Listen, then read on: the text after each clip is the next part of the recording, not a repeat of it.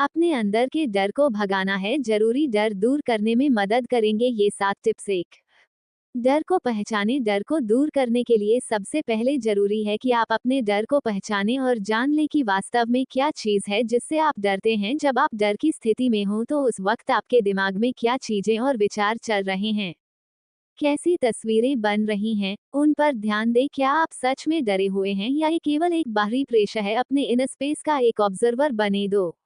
अपने विचारों को लेकर जिज्ञासु बने। जब अपने डर को जानने की बात आती है तो थोड़ा जिज्ञासु बनना किसी को कोई नुकसान नहीं पहुंचाता है। इस बारे में जिज्ञासु बने कि ऐसे कौन से विचार हैं जो आपको डर की स्थिति में लाते हैं, आपको डर कब लगता है, इसे लेकर आपकी क्या प्रतिक्रिया होती है, इनके बारे में जाने। 3, खुद को अपने डर के सामने लाएं। अपने डर को दूर करने का सबसे अच्छा तरीका यह है कि आप देखें और जानें कि आपको सबसे ज्यादा डर किस सिचुएशन में लगता है। उदाहरण के लिए, यदि आप मकड़ियों से डरते हैं तो बिना डरे लगातार उनकी तरफ देखें। अगली बार आप इसे छूने की कोशिश कर सकते हैं और फिर आखिर में इसे अपने हाथ में पकड़ सकते हैं। एक बार जब आप इन सभी स्टेज को पूरा कर लेंगे तो आपके लिए यह संभव है कि आप उन सभी चीजों से दूर हो जाएं जिनसे आप डरते हैं। 4, डर के बारे में लिखें। आपका डर क्या है? कभी कभी केवल ये बताने से या कहने से ही आपको इससे निपटने की ताकत मिल सकती है, इसलिए इसके बारे में बात करें। इसे लेकर शर्मिंदा ना हो बल्कि अपने दोस्तों, करीबियों को इसके बारे में बताएं, या फिर आप इसे लिख भी सकते हैं। एक जर्नल लें और उसमें लिखें कि आप किस चीज से डरते हैं। जब आप अपने डर को अनदेखा करने की कोशिश करते हैं तो ये बढ़ता है, जब आप इसका सामना करते हैं तो ये कम होता जाता है। 5,